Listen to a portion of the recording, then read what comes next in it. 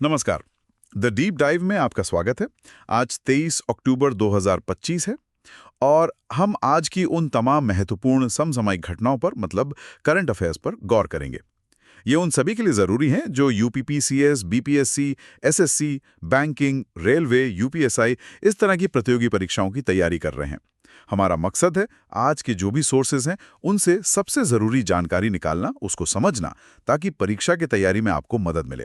तो चलिए शुरू करते हैं आज की ये गहरी पड़ताल। शुरुआत करते हैं राष्ट्रीय और अंतर्राष्ट्रीय खबरों से। पहली खबर जो है वो कानून मंत्रालय से जुड़ी है। देश के 4 राज्यों में गुजरात, तमिलनाडु, राजस्थान और नागालैंड नोटरी पब्लिक की संख्या बढ़ाई गई है और खास तौर पर गुजरात में तो ये संख्या 2900 से बढ़ाकर सीधे 6000 कर दी गई है। ये तो काफी बड़ा उछाल है। इसका क्या मतलब हो सकता है? हाँ, ये वाकई एक बड़ा कदम है। देखिए, नोटरी की संख्या बढ़ाने का सीधा मतलब है कि जो कानूनी दस्तावेजीकरण की प्रक्रियाएं हैं, उन्हें आसान और तेज बनाना है। और गुजरात में जो ये संख्या दुगनी से भी ज्यादा बढ़ी है, वो शायद ये दिखाता है कि वहाँ अदालतों पर पहले से जो बोझ है, उसे कम करने की जरूरत थी। और जो दस्तावेज सत्यापन जैसे रोजमर्रा के कानूनी काम है, उनमें लगने वाला समय घटाने की जरूरत महसूस की जा रही थी। इससे आम लोगों को निश्चित रूप से थोड़ी राहत मिलेगी। अच्छा, अब जरा विदेश नीति की तरफ देखें। भारत ने काबुल, अफगानिस्तान में अपने टेक्निकल मिशन को अब दूतावास के रूप में मान्यता दे दी है जी। और ये फैसला तुरंत लागू हो गया। हमें याद है 2021 में तालिबान के आने के बाद दूतावास बंद हुआ था। फिर जून 2022 में एक टेक्निकल टीम भेजी गई थी। इसे भारत की कैलिब्रेटेड एंगेजमेंट यानी हाँ, सावधानी पूर्वक जुड़ाव की नीति। हाँ, वही कहा जा रहा है। ये कैलिब्रेटेड एंगेजमेंट असल में है क्या? जी, ये एक बहुत ही महत्वपूर्ण बदलाव है अफगानिस्तान के साथ भारत के रिश्तों में। कैलिब्रेटेड एंगेजमेंट का मतलब है कि भारत देखिए तालिबान शासन को औपचारिक मान्यता तो नहीं दे रहा है, लेकिन जमीनी हकीकत को देखते हुए धीरे धीरे और कुछ चुनिंदा क्षेत्रों में संवाद और संपर्क बढ़ा रहा है। ये एक तरह से संतुलन साधने वाला कदम है। भारत शायद क्षेत्र में चीन और पाकिस्तान के बढ़ते प्रभाव को भी ध्यान में रख रहा है और साथ ही अफगान लोगों तक मानवीय सहायता पहुंचाने के अपने रास्ते भी खुले रखना चाहता है। मतलब जल्दबाजी नहीं, पर पीछे भी नहीं हटना। समझ गया। अच्छा, स्वास्थ्य के क्षेत्र से एक बहुत अच्छी बल्कि कहूं तो प्रेरणादायक खबर है। मालदीव्स दुनिया का पहला देश बन गया है जिसने मां से बच्चे में होने वाले 3 प्रमुख संक्रमणों HIV, सिफिलिस और हेपेटाइटिस बी को पूरी तरह से खत्म कर दिया है। जबरदस्त। हाँ, ये तो बहुत बड़ी बात है। ये सार्वजनिक स्वास्थ्य के क्षेत्र में एक असाधारण उपलब्धि है, खासकर मालदीव्स जैसे एक छोटे द्वीपीय राष्ट्र के लिए। ये साबित करता है कि अगर नीतियां केंद्रित हों, राजनैतिक इच्छा शक्ति मजबूत हो और उनका इम्प्लीमेंटेशन सही ढंग से हो, तो बड़े स्वास्थ्य लक्ष्यों को भी हासिल किया जा सकता है। ये दुनिया के बाकी देशों के लिए भी एक मिसाल है। बिल्कुल। दुनिया से एक और अहम खबर है। उरुग्वे लैटिन अमेरिका का पहला देश बन गया है जिसने इच्छा मृत्यु यानी यूथेनेशिया को कानूनी मान्यता दे दी है। उन्होंने डिग्निफाइड डेथ बिल पास किया है। वैसे दुनिया में सबसे पहले नीदरलैंड्स ने 2001 में इसे वैध किया था, है ना? जी हाँ, नीदरलैंड्स पहला था। और उरुग्वे का ये कदम इच्छा मृत्यु जैसे जटिल और काफी संवेदनशील मुद्दे पर दुनिया भर में जो नैतिक और कानूनी बहस चल रही है, उसे और तेज करेगा। उरुग्वे के इस फैसले का असर सिर्फ लैटिन अमेरिका ही नहीं, बल्कि दूसरे महाद्वीपों पर भी पड़ सकता है, जहां इस पर अभी भी काफी बहस चल रही है। सही गया। अच्छा, अब संस्कृति और विरासत की बात करते हैं। यूनेस्को ने एक अनूठी पहल की है। चोरी हुई सांस्कृतिक वस्तुओं के लिए दुनिया का पहला वर्चुअल म्यूजियम यानी आभासी संग्रहालय शुरू किया है। ये बहुत इंटरेस्टिंग है। तकनीक का बेहतरीन इस्तेमाल है ये। इससे न सिर्फ चोरी हो चुकी सांस्कृतिक धरोहरों के बारे में दुनिया भर में जागरूकता बढ़ेगी, बल्कि ये उनके अवैध व्यापार को रोकने में भी मददगार साबित हो सकता है। लोग घर बैठे इन कलाकृतियों को देख सकेंगे और शायद उनकी पहचान और वापसी में भी इससे कुछ मदद मिल सके। और भारत में भी संस्कृति के क्षेत्र से एक खबर है। उत्तर प्रदेश के अयोध्या में दुनिया का पहला रामायण वैक्स म्यूजियम यानी मोम संग्रहालय बनाया गया है। ये करीब 9850 वर्ग फुट में फैला है और इसे दक्षिण भारतीय वास्तुकला शैली में डिजाइन किया गया है। हाँ, अयोध्या में धार्मिक और सांस्कृतिक पर्यटन जिस तरह से बढ़ रहा है, ये उसी कड़ी में एक और पड़ाव है। ये पारंपरिक कथाओं को मोम के पुतलों जैसे आधुनिक माध्यम से प्रस्तुत करने का एक प्रयास है जो शायद एक अलग तरह के पर्यटकों को आकर्षित करे। अब जरा रक्षा क्षेत्र का रुख करते हैं। रक्षा मंत्री राजनाथ सिंह ने महाराष्ट्र के नासिक में भारत के स्वदेशी लड़ाकू विमान तेजस LCAMK-1 का अनावरण किया है। जी हाँ, तेजस का विकास और अब इसका सेना में शामिल होना ये आत्मनिर्भर भारत अभियान की सफलता का एक बड़ा प्रतीक है, खासकर रक्षा उत्पादन जैसे रणनीतिक क्षेत्र में। ये विमान भारतीय वायुसेना की ताकत बढ़ाने और जो पुरानी पड़ रही स्क्वाड्रन है उनको बदलने के लिए बहुत ज़रूरी है। हाँ, ये भी देखना होगा कि इसका उत्पादन जो है वो तय समय पर और कॉस्ट इफेक्टिव ढंग से हो पाता है या नहीं। ये एक चुनौती रहती है अक्सर। सही। विज्ञान और प्रौद्योगिकी से जुड़ी एक अहम घोषणा हुई है। 11वां भारत अंतर्राष्ट्रीय विज्ञान महोत्सव 2025 चंडीगढ़ में आयोजित किया जाएगा और इसकी थीम रखी रही है विज्ञान से समृद्धि आत्मनिर्भर भारत के लिए। ये थीम बहुत सोच समझकर चुनी गई लगती है। ये सीधे तौर पर विज्ञान और तकनीक को देश के विकास और आत्मनिर्भरता के लक्ष्यों से जोड़ती है। ऐसे आयोजन न सिर्फ वैज्ञानिक समुदाय को एक मंच देते हैं बल्कि आम लोगों में, खासकर युवाओं में, वैज्ञानिक सोच और जिज्ञासा को भी बढ़ावा देते हैं। बिल्कुल। और भूगोल से जुड़ा एक तथ्य जो अक्सर परीक्षाओं में पूछ लिया जाता है, भारत का एकमात्र सक्रिय ज्वालामुखी अंडमान निकोबार द्वीप समूह के बैरन द्वीप पर है। बताया गया है कि इसकी सक्रियता का कारण इंडियन प्लेट का बर्मा प्लेट के नीचे क्षेपण यानी सबडक्शन है। ये सबडक्शन क्या होता है, जरा समझाएंगी? सबडक्शन एक भूवैज्ञानिक प्रक्रिया है।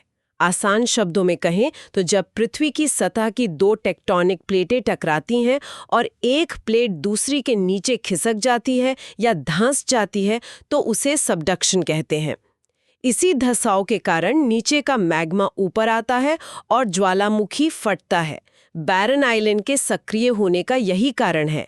ये भारत की भूगर्भीय सक्रियता का एक उदाहरण है। अच्छा, समझ गया। चलिए अब अर्थव्यवस्था और सरकारी योजनाओं से जुड़ी कुछ जरूरी खबरों पर आते हैं। केंद्रीय खान मंत्रालय ने एक बड़ा फैसला लिया है।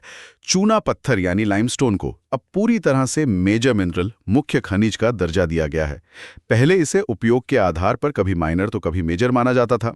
इस बदलाव से क्या फर्क पड़ेगा, मतलब क्या असर होगा इसका? देखिए, फर्क तो पड़ेगा। इससे क्या होगा कि अब चूना पत्थर के खनन, उसकी रॉयल्टी तय करने और उससे जुड़े जो नियम कानून हैं उनमें पूरे देश में एक रूपता आएगी। पहले अलग अलग उपयोग के लिए अलग नियम होने से काफी भ्रम और प्रशासनिक जटिलताएं थीं। हाँ, होती होंगी। जी, अब इसे हमेशा मेजर मिनरल की तरह रेगुलेट किया जाएगा।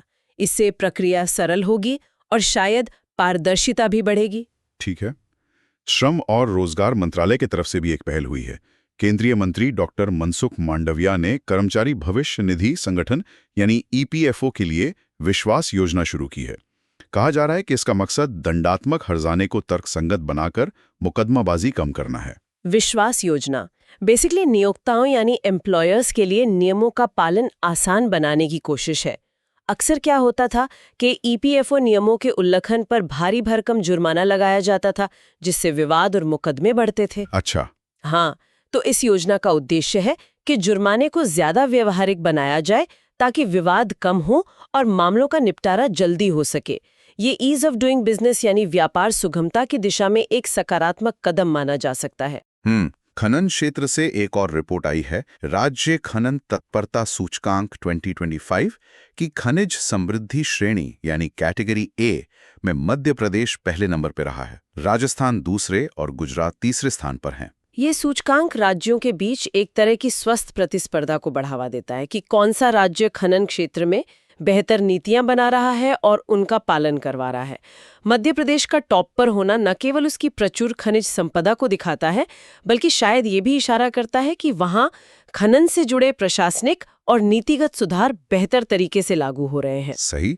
सार्वजनिक क्षेत्र की कंपनियों से जुड़ी एक खबर है। हिंदुस्तान शिपयार्ड्स लिमिटेड यानी HSL को हाल ही में मिनी रत्न श्रेणी 1 का दर्जा दिया गया है। मिनी रत्न का दर्जा मिलना किसी भी सरकारी कंपनी के लिए बड़ी बात होती है।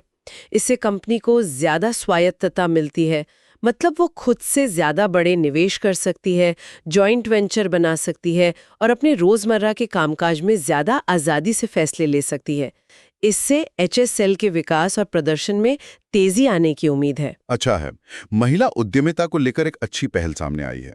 नीति आयोग के विमेन एंटरप्रेन्योरशिप प्लेटफॉर्म WEP ने लॉजिस्टिक्स कंपनी DP वर्ल्ड के साथ मिलकर वी राइज इनिशिएटिव शुरू किया है। वी राइज का फुल फॉर्म है women entrepreneurs reimagining inclusive and sustainable enterprises. ये एक महत्वपूर्ण साझेदारी है। इसका लक्ष्य है महिला उद्यमियों को व्यापार बढ़ाने के लिए जो जरूरी समर्थन है, ट्रेनिंग है, नेटवर्किंग और फंडिंग के अवसर है, वो मुहैया कराना। और खास तौर पर समावेशी और टिकाऊ उद्यम पर जोर देने का मतलब है कि ये पहल पर्यावरण और समाज के प्रति जिम्मेदार व्यवसायों को बढ़ावा देगी। ये निश्चित रूप से महिला सशक्तिकरण और आर्थिक विकास में योगदान देगा। बिल्कुल। अब जरा वैश्विक अर्थव्यवस्था पर एक नजर। चीन की अर्थव्यवस्था की विकास दर धीमी होकर 4.8% पर आ गई है। इसका क्या असर हो सकता है वैश्विक स्तर पर? चीन दुनिया की दूसरी सबसे बड़ी अर्थव्यवस्था है, तो जाहिर है उसकी विकास दर का धीमा होना पूरी वैश्विक अर्थव्यवस्था के लिए चिंता का विषय है। इसका असर अंतर्राष्ट्रीय व्यापार, सप्लाई चेन और कमोडिटी की कीमतों पर पड़ सकता है।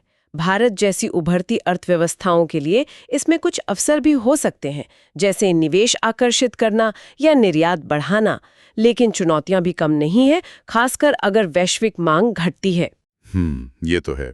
अच्छा, कौशल विकास के क्षेत्र में भारत अब दूसरे देशों की भी मदद कर रहा है। केंद्रीय कौशल विकास राज्य मंत्री जयंत सिंह ने फिलीपींस में विश्व बैंक द्वारा चलाए जा रहे भारत के ज्ञान विनिमय मिशन यानी नॉलेज एक्सचेंज मिशन का नेतृत्व किया। ये भारत की बढ़ती सॉफ्ट पावर का एक उदाहरण है। भारत ने कौशल विकास स्किल डेवलपमेंट के क्षेत्र में जो मॉडल विकसित किए हैं, जैसे स्किल इंडिया मिशन, उनके अनुभव और सफलता की कहानियों को अब वो फिलीपींस जैसे अन्य विकासशील देशों के साथ साझा कर रहा है। ये दिखाता है कि भारत अब सिर्फ सहायता लेने वाला देश नहीं, बल्कि विशेषज्ञता देने वाला देश भी बन रहा है। ये अच्छी बात है। और एक अहम साझेदारी की घोषणा हुई है। व्यापार और तकनीक के क्षेत्र में भारत और ब्राजील ने एक रणनीतिक गठबंधन यानी स्ट्रेटेजिक अलायंस बनाने का ऐलान किया है। हमें याद है कि प्रधानमंत्री मोदी को पहले ब्राजील का सर्वोच्च नागरिक सम्मान भी मिल चुका है। जी बिल्कुल। ये दक्षिण सहयोग यानी विकासशील देशों के आपसी सहयोग का एक बेहतरीन उदाहरण है। भारत और ब्राजील दोनों बड़ी और उभरती हुई अर्थव्यवस्थाएं हैं। तकनीक, व्यापार, ऊर्जा, अंतरिक्ष जैसे क्षेत्रों में उनका साथ आना न केवल उनके द्विपक्षीय संबंधों को मजबूत करेगा, बल्कि वैश्विक मंच पर विकासशील देशों की आवाज को भी बुलंद करेगा। चलिए अब आते हैं सूचकांकों और रैंकिंग्स पर। ये प्रतियोगी परीक्षाओं के नजरिए से बहुत महत्वपूर्ण होते हैं। पहली रैंकिंग रक्षा से जुड़ी है। WDMMA यानी world directory of modern military aircraft की ग्लोबल एयर पावर इंडेक्स 2025 आई है। इसके अनुसार भारतीय वायुसेना दुनिया की तीसरी सबसे शक्तिशाली एयरफोर्स बन गई है। और खास बात यह है कि इसने चीन को पीछे छोड़ दिया है। अमेरिका पहले स्थान पर है। ये वाकई एक महत्वपूर्ण उपलब्धि है। ये रैंकिंग सिर्फ विमानों की संख्या पर आधारित नहीं होती है। इसमें विमानों की आधुनिकता, लॉजिस्टिक्स, पायलटों की ट्रेनिंग और भविष्य की क्षमता जैसे कई फैक्टर्स को देखा जाता है। चीन से आगे निकलना भारतीय वायुसेना के आधुनिकीकरण और क्षमता निर्माण के प्रयासों को दर्शाता है, जिसका रणनीतिक महत्व बहुत ज्यादा है। हाँ बिल्कुल। इसी से मिलती जुलती एक और रैंकिंग है। ग्लोबल फायर पावर इंडेक्स 2025 में भारत की कुल सैन्य ताकत मतलब थल सेना, नौसेना और वायुसेना मिलाकर उसको चौथा स्थान दिया गया है। तो देखिए, एयर पावर में तीसरा और ओवरऑल मिलिट्री पावर में चौथा स्थान। ये दोनों रैंकिंग्स मिलकर दुनिया में भारत की एक मजबूत सैन्य शक्ति के रूप में पहचान को पुख्ता करती हैं। सही है, लेकिन हर सूचकांक में तस्वीर इतनी अच्छी नहीं है ना। मर्सर CFA इंस्टीट्यूट का ग्लोबल पेंशन इंडेक्स 2025 आया है और इसमें भारत की रैंक 52वीं है। और चौंकाने वाली बात यह है कि इस इंडेक्स में कुल 52 देशों को ही शामिल किया गया था, यानी भारत सबसे आखिरी पायदान पर है। नीदरलैंड इसमें पहले स्थान पर है। हाँ, ये रैंकिंग चिंताजनक है और भारत की पेंशन प्रणाली की गंभीर कमियों की ओर इशारा करती है।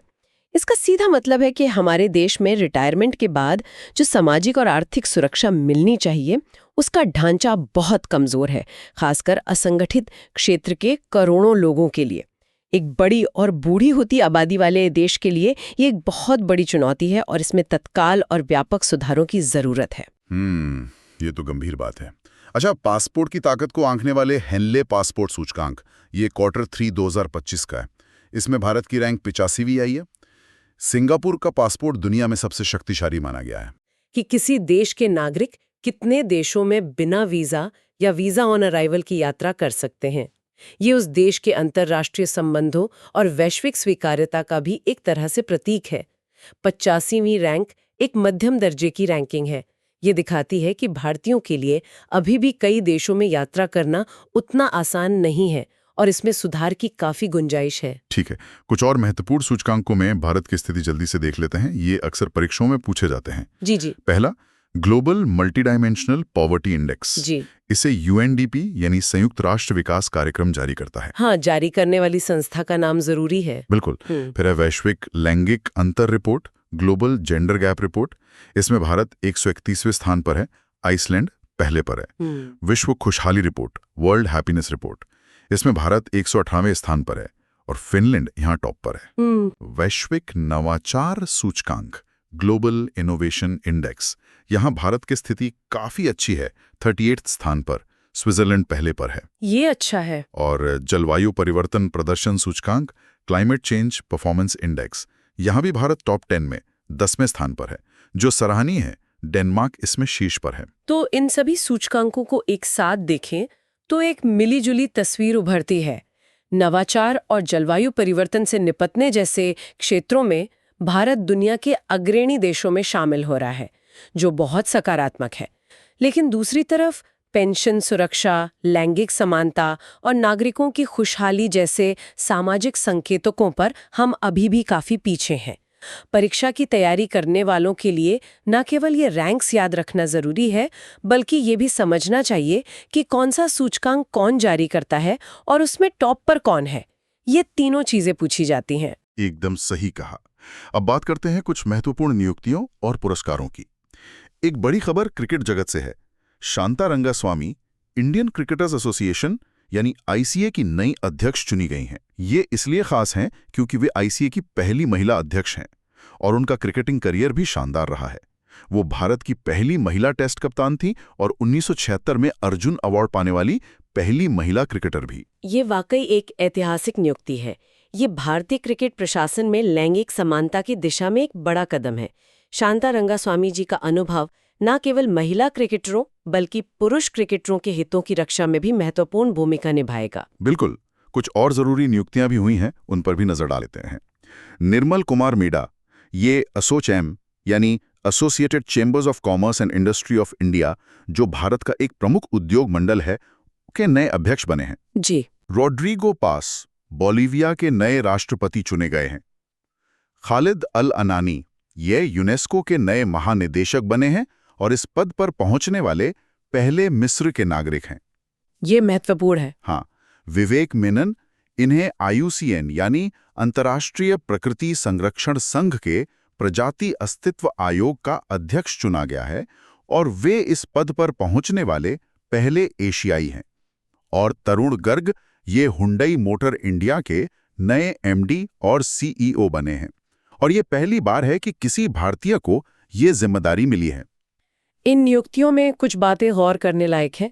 जैसे यूनेस्को और आईयूसीएन जैसे प्रतिष्ठित अंतर्राष्ट्रीय संगठनों में मिस्र और एशिया के प्रतिनिधियों का चुना जाना, ये वैश्विक मंच पर विकासशील दुनिया के बढ़ते प्रभाव को दिखाता है। इसी तरह हुंडई जैसी बड़ी मल्टीनेशनल ऑटोमोबाइल कंपनी का भारत में किसी भारतीय को शीर्ष पद देना भारतीय मैनेजरियल टैलेंट की वैश्विक स्वीकार्यता का प्रमाण है। फोटोग्राफी के क्षेत्र में एक प्रतिष्ठित पुरस्कार की घोषणा हुई है। दक्षिण अफ्रीका के photographer Vim van den Hever ने wild life photographer of the year 2025 का पुरस्कार जीता है।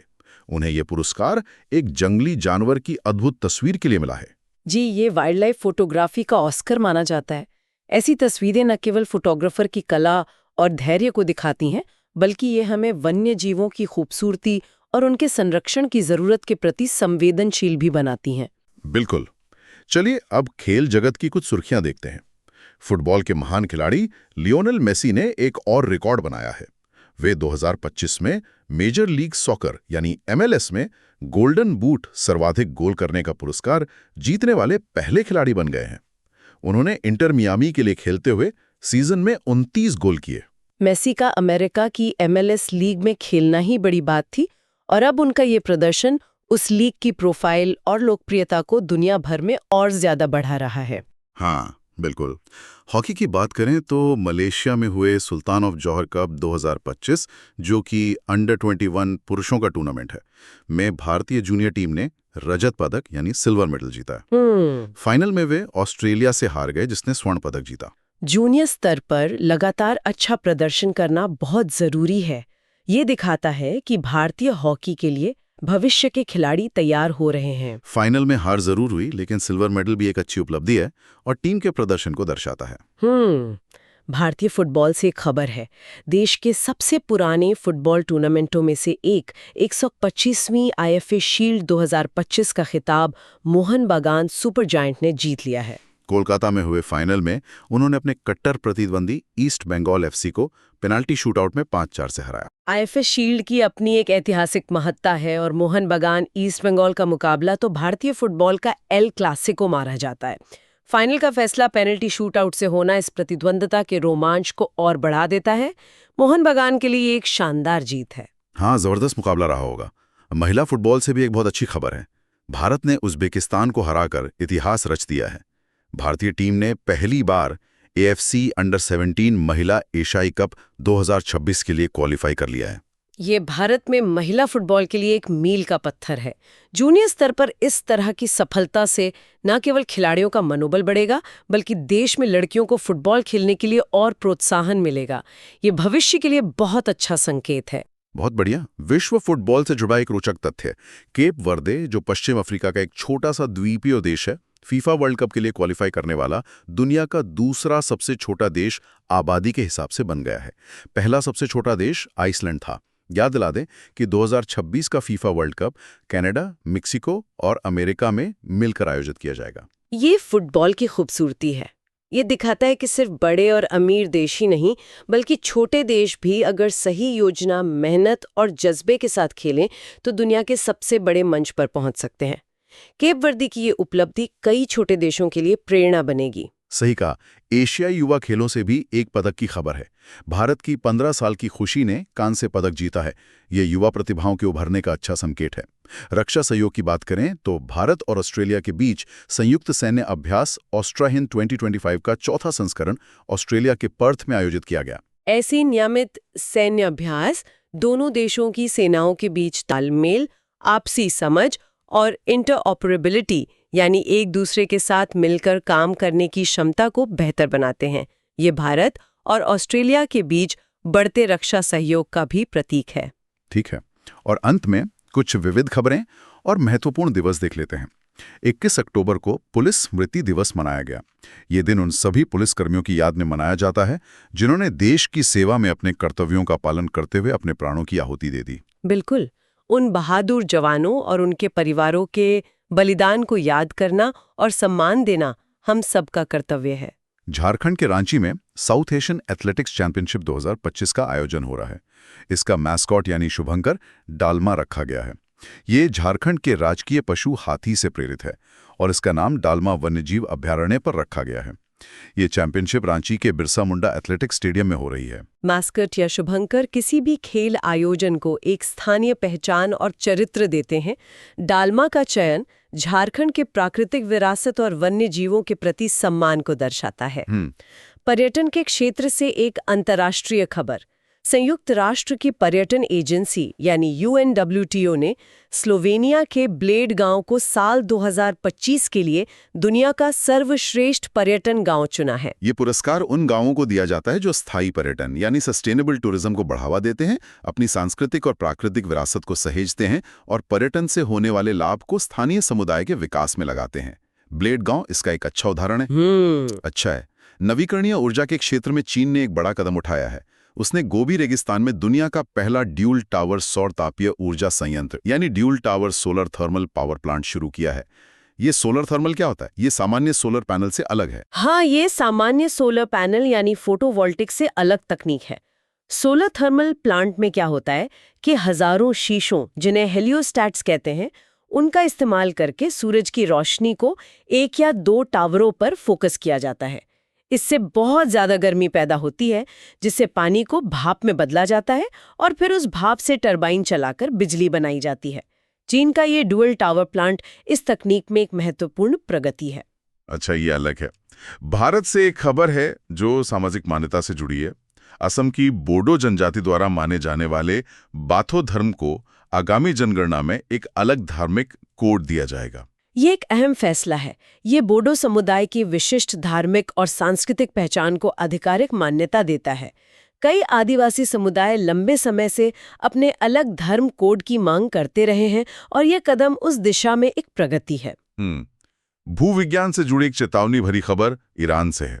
वहां का तफ्तान ज्वालामुखी, जो करीब 7,10,000 साल से शांत था, अब फिर से सक्रिय होने के संकेत दे रहा है। किसी ज्वालामुखी का इतने लंबे अंतराल के बाद सक्रिय होने के संकेत देना एक बड़ी भूवैज्ञानिक घटना है।